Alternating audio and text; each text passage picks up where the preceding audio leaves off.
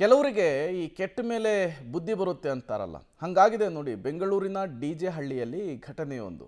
ಈ ತಾಯಿಯೊಬ್ಬಳು ಹಣದಾಸೆಗೋಸ್ಕರ ಮಗಳನ್ನ, ಹೆಣ್ಣು ಮಗುವನ್ನ ಮಾರಾಟ ಮಾಡಿರ್ತಾಳೆ. ಅದಾದಮೇಲೆ ಆಕೆಗೆ ಜ್ಞಾನೋದಯವಾಗುತ್ತಂತೆ. ಈಗ ಮಗು ಬೇಕು ಅಂತ ಹೇಳಿ ಪೊಲೀಸರಿಗೆ ದೂರನ್ನು ಕೊಟ್ಟಿದ್ದಾಳೆ. ಬೆಂಗಳೂರಿನ ಡಿ.ಜೆ. ಹಳ್ಳಿಯಲ್ಲಿ ನಡೆದಿರುವಂತಹ ಘಟನೆ ಇದು. ಈಗ ಬೆಳಕಿಗೆ ಬಂದಿದೆ.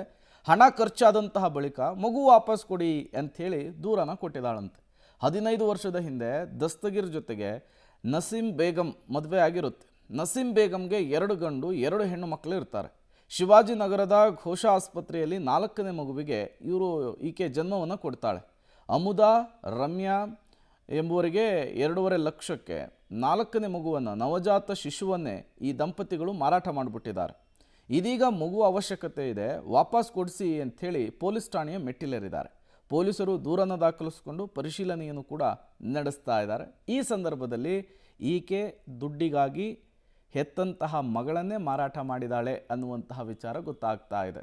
ಈಗ ದುಡ್ಡೆಲ್ಲ ಖರ್ಚಾದ ಮೇಲೆ ನನ್ನ ಮಗು ನಂಗೆ ಬೇಕು ಅಂಥೇಳಿ ಪಟ್ಟನ್ನು ಹಿಡಿದಿದ್ದಾಳೆ. ಪೊಲೀಸರಿಗೂ ಕೂಡ ದೂರನ್ನು ಕೊಟ್ಟಿದ್ದಾಳೆ. ನೋಡೋಣ ಪೊಲೀಸರು ಈ ಪ್ರಕರಣವನ್ನು ಹೇಗೆ ಇತ್ಯರ್ಥಪಡಿಸ್ತಾರೆ ಅಂಥೇಳಿ.